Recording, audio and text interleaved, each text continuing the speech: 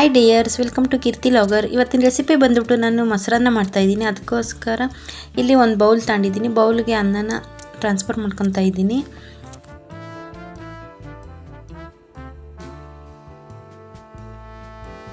ಮೊದಲಿಗೆ ನಾನು ಇಲ್ಲಿ ಒಂದು ಬೌಲ್ ತಗೊಂಡು ಬೌಲ್ಗೆ ಅನ್ನನ ಟ್ರಾನ್ಸ್ಫರ್ ಮಾಡ್ಕೊತಾ ಇದ್ದೀನಿ. ಅನ್ನನ ಟ್ರಾನ್ಸ್ಫರ್ ಹೇಗೆ ಮಾಡ್ಕೊತಾ ಇದ್ದೀನಿ ಅಂದರೆ ನಾನು ಸ್ವಲ್ಪ ಮೆತ್ತಗಿರಬೇಕು ಅನ್ನ, ಅದಕ್ಕೋಸ್ಕರ ನಾನು ಈ ರೀತಿ ಮಾಡ್ಕೊತಾ ಇದ್ದೀನಿ. ನಾನು ಅನ್ನ ಮಾಡಬೇಕಾದ್ರೆ ಸ್ವಲ್ಪ ನೀರು ಹೆಚ್ಚಾಗಿಕ್ಕಿ ಮೆತ್ತಗೆ ಮಾಡಿದ್ದೆ. ಅದು ತಣ್ಣಗಾದ ಮೇಲೆ ಸ್ವಲ್ಪ ಗಟ್ಟಿಯಾಗಿತ್ತು. ಅದಕ್ಕೋಸ್ಕರ ನಾನು ಬಿಸಿ ಹಾಲನ್ನ ಹಾಕ್ಕೊಂಡು ಈ ಥರ ಸ್ಮ್ಯಾಶ್ ಮಾಡ್ಕೋಬೇಕು. ಹಾಲು ಸೇರಿಸೋದು ಏಕೆ ಅಂದರೆ ಮೊಸರು ಸ್ವಲ್ಪ ಹುಳಿ ಇದ್ರೂ ಹಾಲು ಸೇರಿಸೋದ್ರಿಂದ ಹುಳಿ ಗೊತ್ತಾಗಲ್ಲ. ಅದಕ್ಕೋಸ್ಕರ ನಾನು ಹಾಲನ್ನ ಸ್ವಲ್ಪ ಚೆನ್ನಾಗಿ ಬಿಸಿ ಮಾಡಿಕೊಂಡು ಅನ್ನಕ್ಕೆ ಸೇರಿಸ್ಕೊಂಡು ಈ ಥರ ಸ್ಮ್ಯಾಶ್ ಮಾಡ್ಕೊತಾ ಇದ್ದೀನಿ. ಈ ಥರ ಸ್ಮ್ಯಾಶ್ ಮಾಡೋದ್ರಿಂದ ಮೊಸರನ್ನ ಚೆನ್ನಾಗಾಗುತ್ತೆ ಮತ್ತು ಬಾಯಲ್ಲಿ ಇಟ್ಕೊಂಡ್ರೆ ಸಾಕು ಕರಗೋಗುತ್ತೆ. ಇವಾಗ ಇದು ಸ್ಮ್ಯಾಶ್ ಮಾಡ್ಕೊಂಡಿದ್ದಾಗಿದೆ. ಇವಾಗ ಒಗ್ಗರಣೆ ಮಾಡ್ಕೊಳ್ಳೋಣ ಬನ್ನಿ ಮೊಸರನ್ನ. ಈಗ ನಾನು ಇಲ್ಲಿ ಗ್ಯಾಸ್ ಸ್ಟವ್ ಹಚ್ಚಿಬಿಟ್ಟು ಒಂದು ಬಾಣಲಿ ಇಟ್ಟಿದ್ದೀನಿ. ನೀರಿನಂಶ ಎಲ್ಲ ಹೋದ್ಮೇಲೆ 2 ಚಮಚ ಎಣ್ಣೆ ಹಾಕ್ಕೊತಾ ಇದ್ದೀನಿ. ಎಣ್ಣೆ ಬಿಸಿ ಆದಮೇಲೆ ಸಾಸಿವೆ ಮತ್ತು ಜೀರಿಗೆ ಒಗ್ಗರಣೆ ಕೊಡ್ತಾ ಇದ್ದೀನಿ.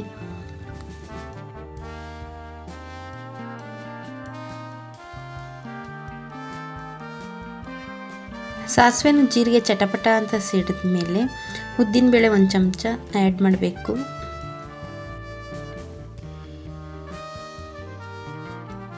ಇವಾಗ ನಾನು ಇದ್ರ ಜೊತೆನೇ ಕಡಲೆಬೇಳೆನೂ 1 ಚಮಚ ಆ್ಯಡ್ ಮಾಡ್ತಾಯಿದ್ದೀನಿ. ಎರಡನ್ನೂ ಸೇರಿಸಾದ್ಮೇಲೆ ಗೋಲ್ಡನ್ ಬ್ರೌನ್ ಆಗೋವರೆಗೂ ಫ್ರೈ ಮಾಡ್ಕೋಬೇಕು. ನಾನಿಲ್ಲಿ ಮೊಸರನ್ನಕ್ಕೆ ಮನೇಲಿರೋವಂಥ ವಸ್ತುಗಳನ್ನೇ ಯೂಸ್ ಮಾಡಿ ಮಾಡ್ತಾಯಿದ್ದೀನಿ. ಪಟಾಪಟ್ ಅಂತ ರೆಡಿ ಆಗುತ್ತೆ. ತುಂಬ ಈಸಿ ಕೂಡ, ಹೆಲ್ತಿ ಕೂಡ.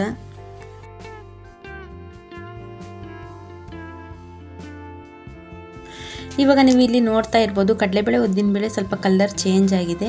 ಇವಾಗ ಇದಕ್ಕೆ ನಾನು ಒಣಮೆಣಸಿನ್ಕಾಯಿನ ಹಾಕ್ತಾಯಿದ್ದೀನಿ.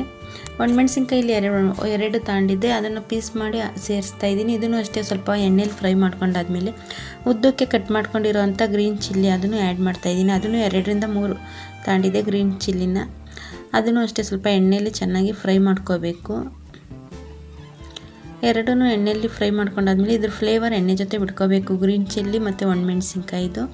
ಇವಾಗ ಶುಂಠಿನ ಸ್ವಲ್ಪ ತುರಿದಿಟ್ಕೊಂಡಿದ್ದೆ 1 ಚಮಚದಷ್ಟು, ಅದನ್ನು ಸೇರಿಸ್ತಾ ಇದ್ದೀನಿ. ಶುಂಠಿ ಫ್ಲೇವರೆಲ್ಲ ಎಣ್ಣೆ ಜೊತೆ ಬಿಟ್ಕೋಬೇಕು ಮತ್ತು ಗಮ್ಮಂತ ಪರಿಮಳ ಬರ್ತಾ ಇರಬೇಕು. ಶುಂಠಿ ಇವಾಗ ಫ್ರೈ ಆಗಿದೆ.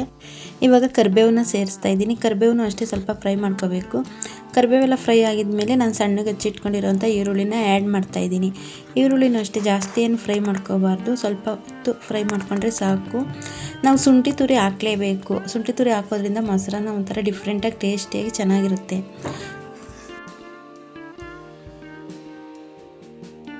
ಈರುಳ್ಳಿ ಜಾಸ್ತಿ ಫ್ರೈ ಮಾಡ್ಕೊಂಡ್ರೆ ಮೆತ್ತಗಾಗೋಗುತ್ತೆ, ಒಂದು ಸ್ವಲ್ಪ ಕ್ರಂಚಿಯಾಗಿರುತ್ತೆ. ಸ್ವಲ್ಪ ಒಂದು 5 ನಿಮಿಷ ಫ್ರೈ ಮಾಡಿಕೊಂಡ್ರೆ ಸಾಕು. ಇವಾಗ ನಾನು ಉಪ್ಪನ್ನ ಆ್ಯಡ್ ಮಾಡ್ತಾಯಿದ್ದೀನಿ. ರುಚಿಗೆ ಎಷ್ಟು ಬೇಕೋ ಅಷ್ಟು ಸೇರಿಸ್ಕೊಳ್ಳಿ ಉಪ್ಪನ್ನು. ಉಪ್ಪು ಸೇರಿಸಾದ್ಮೇಲೆ ಸ್ವಲ್ಪ ಹೊತ್ತು ಫ್ರೈ ಮಾಡ್ಕೋಬೇಕು.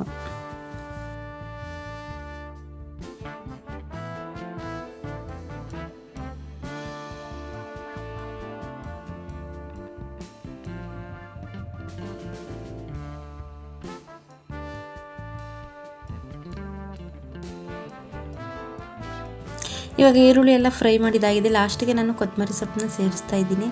ಕೊತ್ತಂಬರಿ ಸೊಪ್ಪೆಲ್ಲ ಸೇರಿಸಾದ್ಮೇಲೆ ನಾವು ಗ್ಯಾಸ್ ಸ್ಟವ್ನ ಆಫ್ ಮಾಡಬೇಕು. ಇದೊಂದು ಸ್ವಲ್ಪ ತಣ್ಣಗಾಗಕ್ಕೆ ಬಿಡಬೇಕು.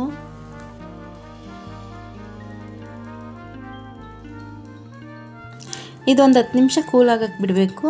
ಬನ್ನಿ, ನಾನು ಅನ್ನನ ಸ್ಮ್ಯಾಶ್ ಮಾಡಿದ್ನಲ್ವ ಅದೇನಾಗಿದೆ ಅಂತ ನೋಡೋಣ. ನೋಡಿ, ಇಲ್ಲಿ ಚೆನ್ನಾಗಿ ಸ್ಮ್ಯಾಶ್ ಆಗಿದೆ. ಇವಾಗ ಒಗ್ಗರಣೆ ತಣ್ಣಗಾಗಿದೆ, ಅದಕ್ಕೆ ನಾವು ಮೊಸರನ್ನ ಆ್ಯಡ್ ಮಾಡಬೇಕು.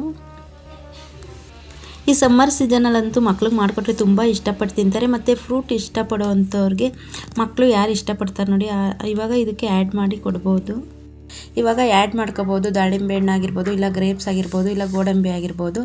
ನಾನಿಲ್ಲಿ ಯಾವೂ ಹಾಕಿಲ್ಲ, ಸ್ಕಿಪ್ ಮಾಡಿದ್ದೀನಿ. ನೀವು ಬೇಕಾದರೆ ಆ್ಯಡ್ ಮಾಡಿಕೊಂಡು ಮಕ್ಕಳಿಗೆ ಮಾಡಿಕೊಡಿ, ತುಂಬ ಇಷ್ಟಪಟ್ಟು ತಿಂತಾರೆ.